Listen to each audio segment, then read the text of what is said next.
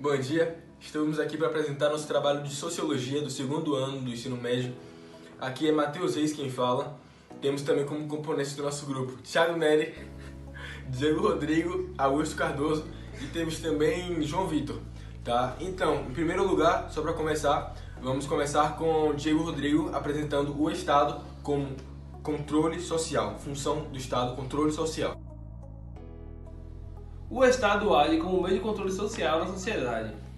Esse meio de controle pode ser exercido por uma autoridade que pode ser aceita ou não pela sociedade. A exemplo disso, temos os impostos cobrados e a possibilidade de uma monopolização. A autodeterminação dos povos é o princípio que garante a todo povo de um país o direito de se autogovernar, realizar suas escolhas sem intervenção externa, exercendo soberanamente o direito de determinar o próprio estatuto político. Em outras palavras, é o direito que o povo de determinado país tem de escolher como será legitimado o direito interno sem influência de qualquer outro país. Há dois tipos de estados: o estado patrimonialista, normalmente encontrado no oriente do globo, e também há o estado ocidental, obviamente encontrado no ocidente do globo, na nossa parte. Bom, o estado ocidental, ao contrário do patrimonialista, ele é regido através de extrema burocracia, enquanto o patrimonialista preza mais pela liberdade do indivíduo, digamos assim.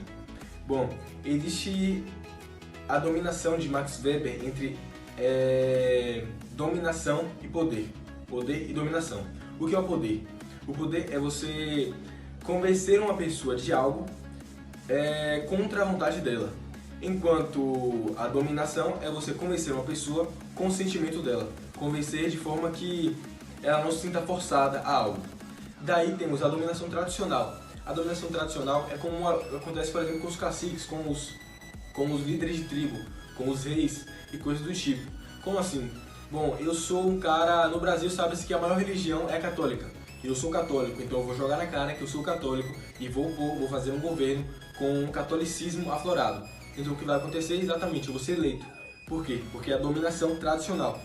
Tem também a dominação carismática, que é de certa forma o populismo.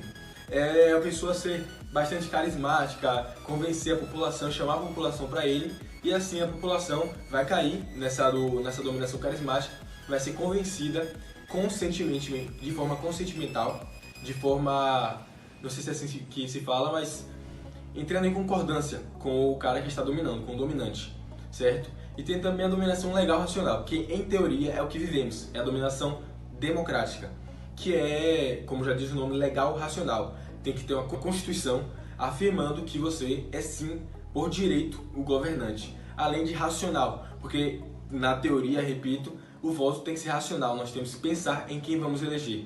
Isso seria a dominação legal racional. Mas se o Estado cobra imposto, se o Estado pode monopolizar, se o Estado pode manter tanta burocracia, por que a gente recebe as ordens dele? Simples, porque ele domina com a dominação legal racional. Ele tem o direito, é constitucional, então ele tem sim o direito, repito, de dominar o povo, dominar a população, dominar a sociedade.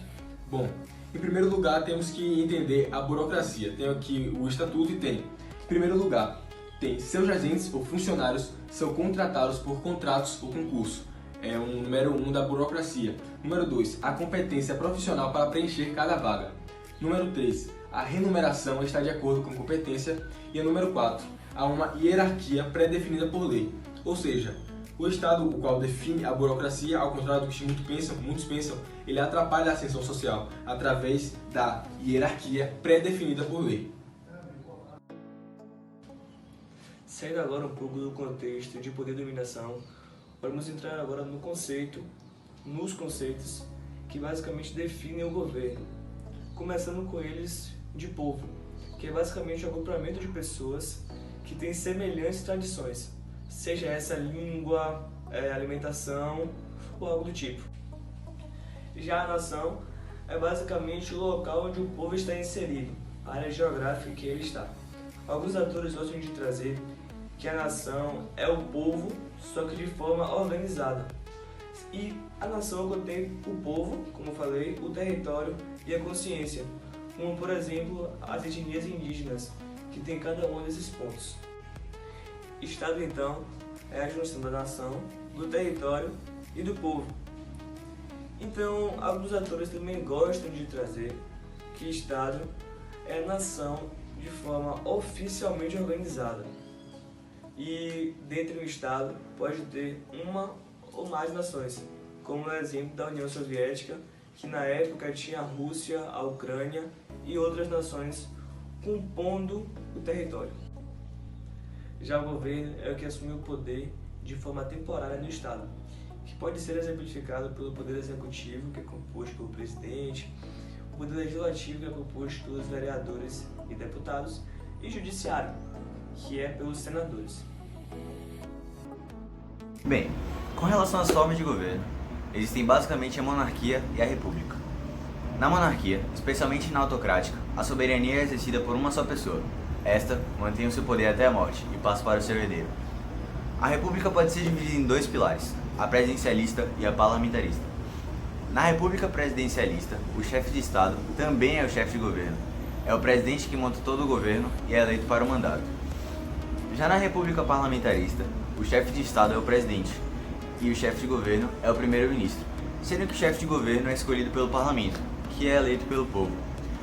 Algumas vezes na democracia, uma monarquia pode ser parlamentarista, com o poder do soberano limitado à chefia do Estado, em que o chefe de governo é o primeiro-ministro, como por exemplo no Reino Unido.